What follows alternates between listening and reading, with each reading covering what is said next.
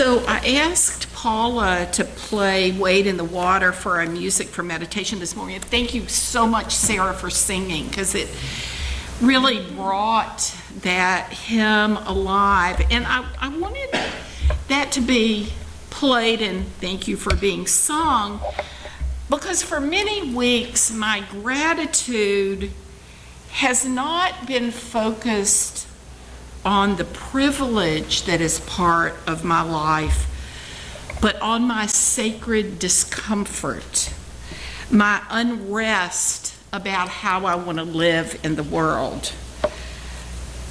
So, you know, I was saying to Kristen before the service that I wanted to just sort of share what's on my heart this morning, but you shouldn't let a minister do that because it's always too long. So we'll just see how it goes this morning. One of the truest statements that I've ever heard about the purpose of religious community is that it is to comfort the afflicted and afflict the comfortable. These words are probably more profoundly true today than at any point in our history. So I've been thinking about this service, not, I've been thinking about it really as a time with your indulgence. I want to share some of the unrest that's invaded my heart and mind for many weeks, long before Paris, so that you might know sort of where I'm struggling and how I want to deal with my and perhaps our unrest and discomfort. I've got some raw edges right now about some of my thinking, but what is important about discomfort is that for it to be meaningful, our unrest needs to lead to some kind of change or action. Otherwise, we're just whining, which I can do very well, or just stewing. My discomfort has become more intense as we've watched the murders of people of color, particularly people of African descent, especially young men, in city after city. As I see adults and children dying from domestic terrorism, when I see Americans who can't understand that very much of the terrorism we see in the world has its roots in the actions over decades of our military and that of other nations.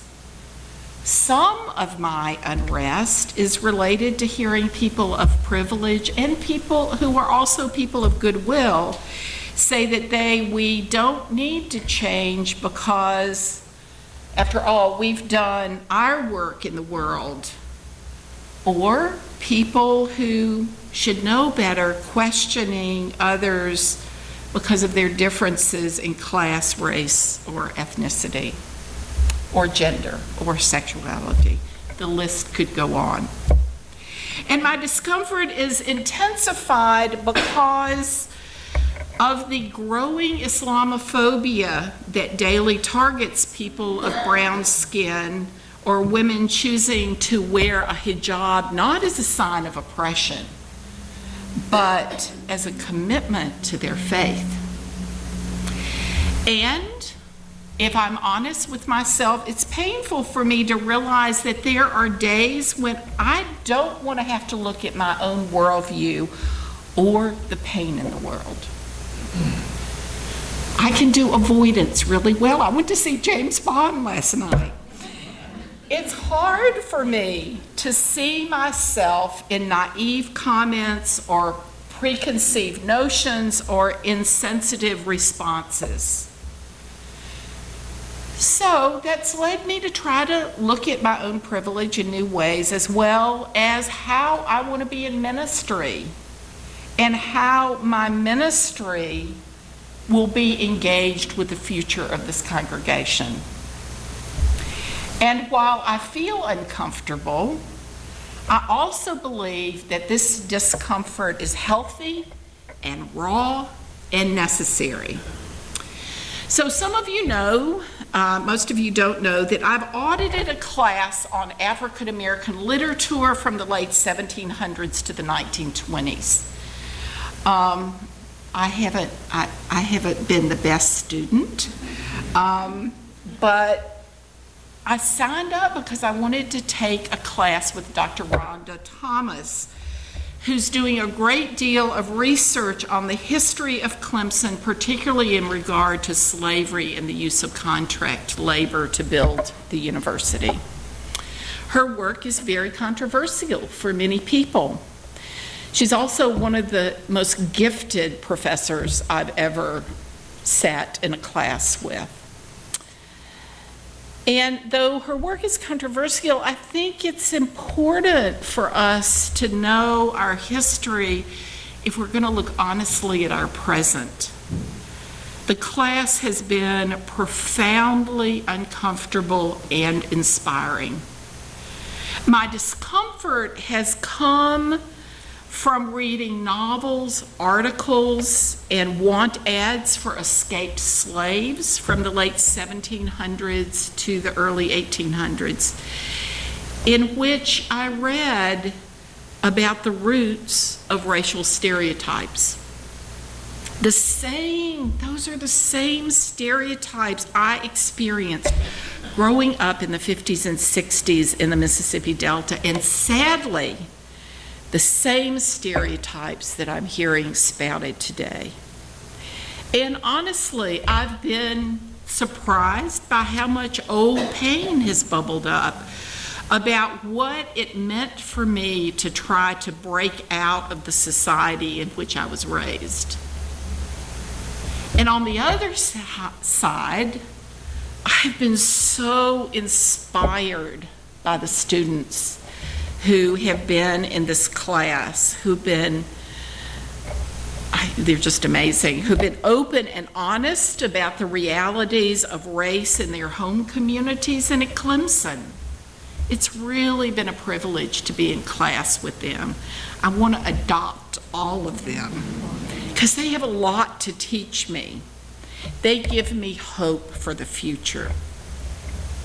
So I have been this fall both challenged to look at my inner turmoil and to try to balance that with the current tragedies in our nation. At the same time, I've been talking and thinking about issues of race and class in America, and actually our coalition for social justice has helped trigger some of my unrest. So as I have been thinking about race and class in America, I've been talking with friends about, wouldn't it be fun to get our DNA tested and we can see where we came from, and I think we're going to do that in January. And then one day, I think I wrote about it in Weekly Connection, and then one day I thought, what a privilege to come from European ancestry where we can get grounded and learn about generations of our ancestors and feel that our lives are connected. And I thought, wait, I need to step out of my own worldview. What must it be like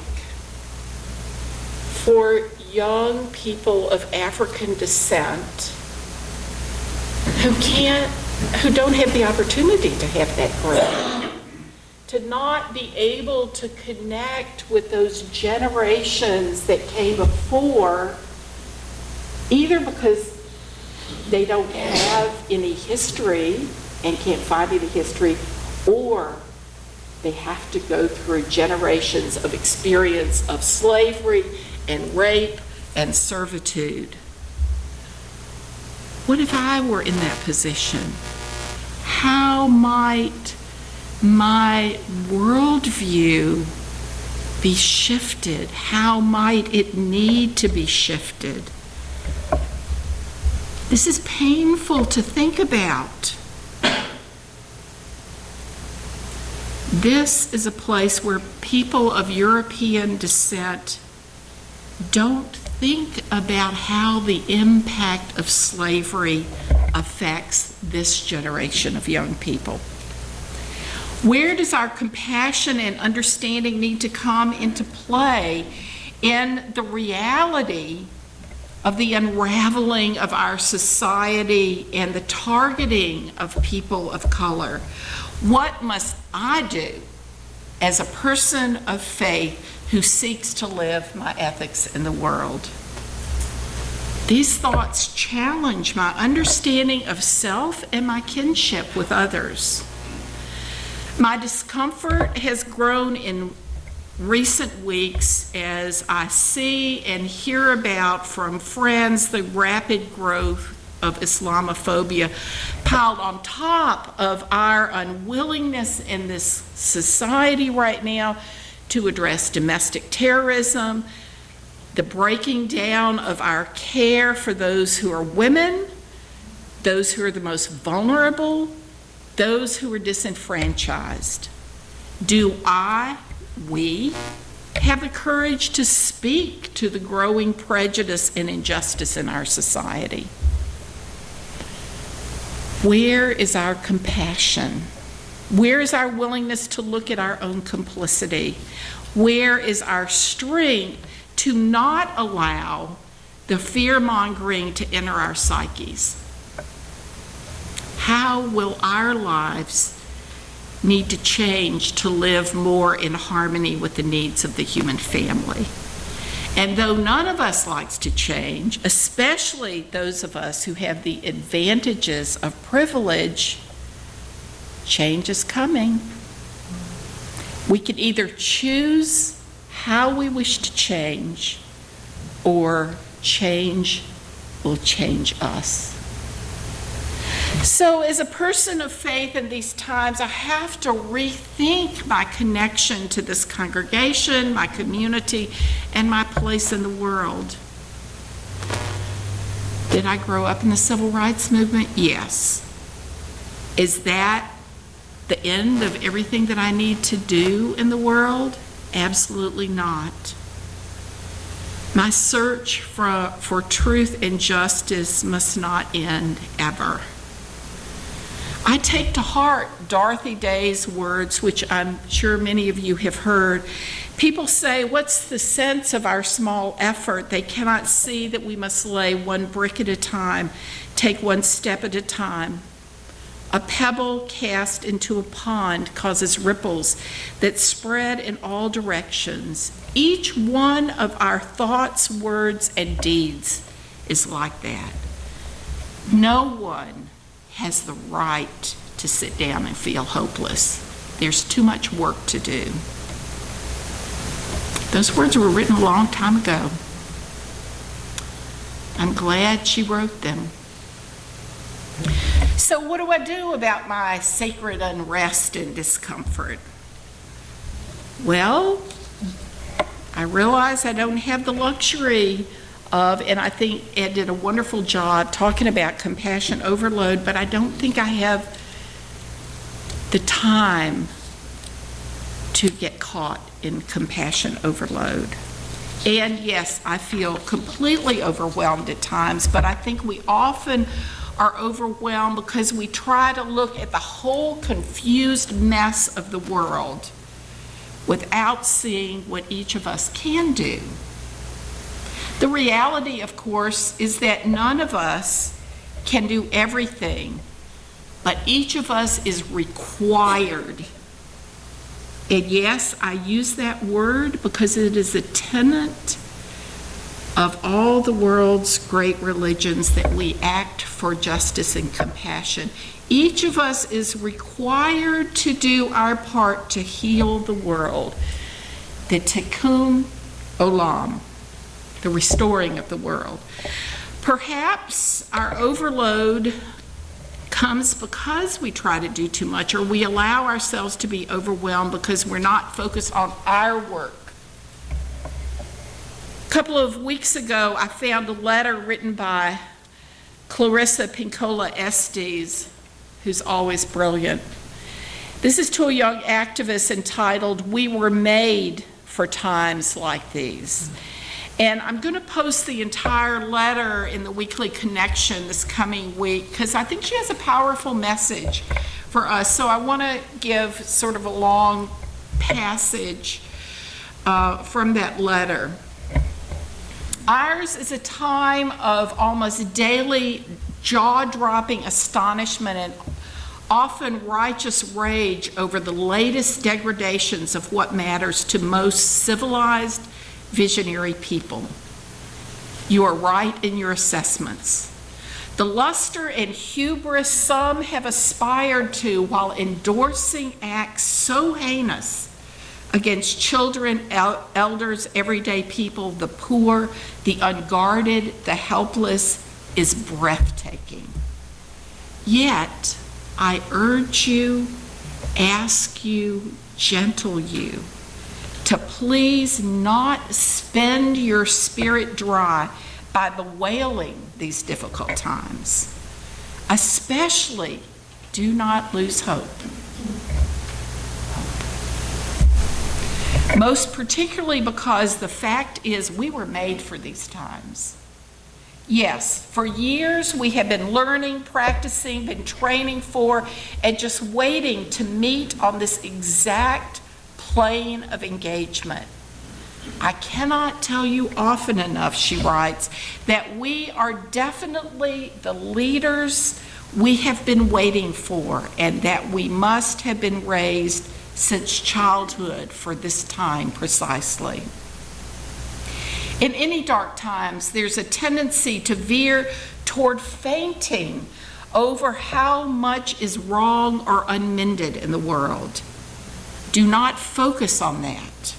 Do not make yourselves ill with overwhelm. There's a tendency, too, to fall into being weakened by perseverating on what is outside your reach, by what cannot yet be. Do not focus there. That is spinning the wind without raising the sails. We are needed. That is all that we need to know. And though we meet resistance, we more so will meet great souls who will hail us, love us, and guide us. And we will know them when they appear. One of the most calming and powerful actions, she writes, one of the most calming and powerful actions you can do to intervene in a stormy world is to stand up and show your soul. Soul on deck shines like gold in dark times. The light of the soul throws sparks, can send up flares, build signal fires, causes proper matters to catch fire. To display the lantern of soul in shadowy times like these, to be fierce and to show mercy towards others, both are acts of immense bravery and greatest necessity. Struggling souls catch light from other souls who are fully lit and are willing to show it. If you would help to calm the tumult, this is one of the strongest things you can do. Our job, or I should say my job, I can only claim it for myself, is to find the place or places where each of us can turn in our personal lives to do what we can. Perhaps what we might do together as a congregation is to help each other discern what it is that each of us is called to do, and then to support one another in our work. And when we do that, we must live in trust that others will take up the other pieces of work that need to be accomplished to heal the brokenness in our world.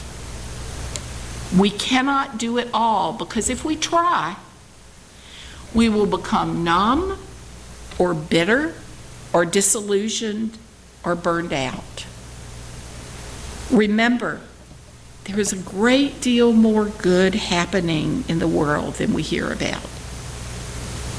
We are fed huge doses of fear every day, and we need to be resistant to being owned by fear.